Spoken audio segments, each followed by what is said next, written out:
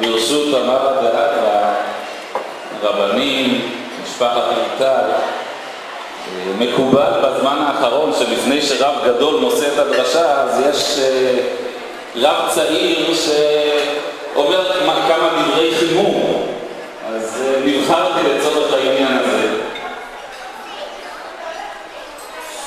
כולם מכירים ויודעים שיש בבית הכנסת שנקרא מעלות הדת, התורה, יש כמה עמודי תווך.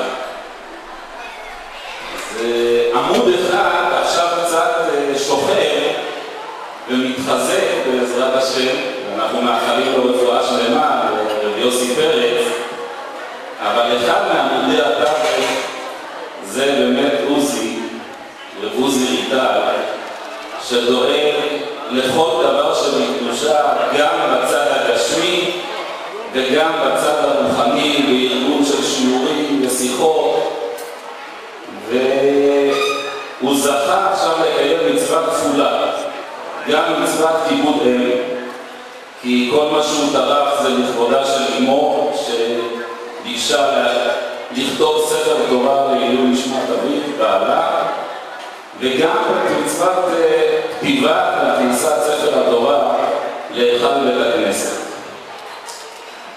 בסוף פרשת פקודי מדובר על הקמת המשכן וההכנסה של כל הכלים אל המשכן, וכתוב שם דבר מעניין.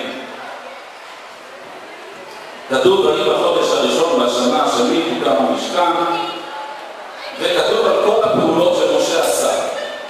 ויקם משה את המשכן, וייתן את אדניו, וישם את ראשיו, וייתן את בריחה, ויקם את המקרב, ויפרוס את האוהל על המשכן. כתוב גם וייתן את השולחן באוהל מועד, וישם את המנורה באוהל מועד, וישם את מזבח הקטורת באוהל מועד לפני הפחות. את כל הפעולות שהוא עשה שם כל דבר במקומו.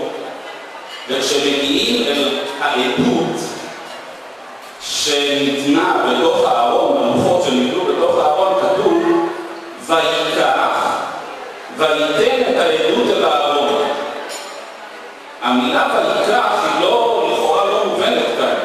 היה צריך לכתוב, כמו שהוא כתב, וייתן את השולחן, וישם את המנורה, וישם את מזבח הזהב. היה צריך לכתוב, וייתן את העדות אל הארון. מה זה ויקח?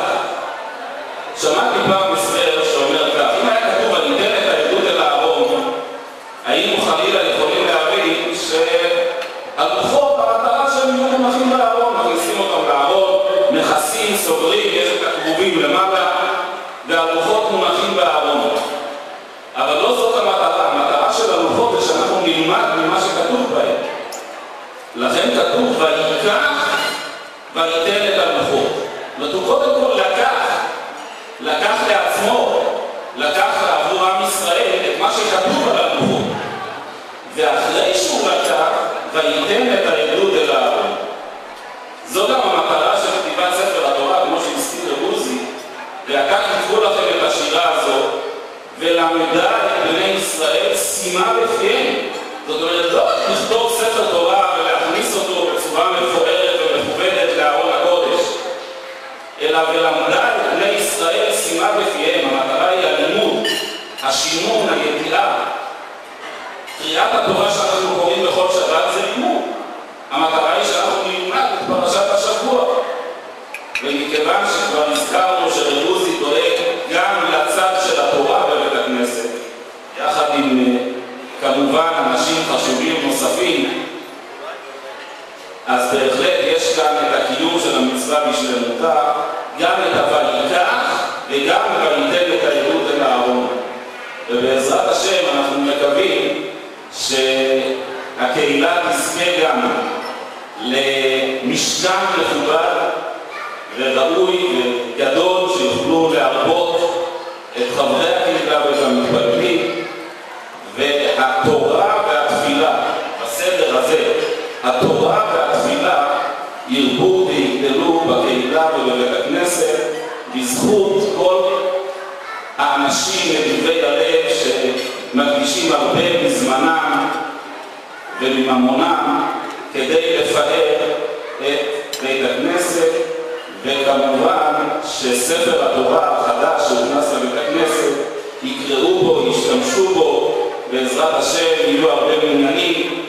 אני תמיד מדמיין בעוד 15-20 שנה, בעזרת השם יתחילו שיעורים, יהיו לאנשים קצת זמן, חלק מהאנשים יהיו פנסיונרים, אפשר יהיה לקיים מניינים בשחרית, מנחה וערבית, עם שיעור לפני ואחרי, ובין מנחה לערבית ואחרי ערבית, אולי עוד לפני 15 שנה בעזרת השם.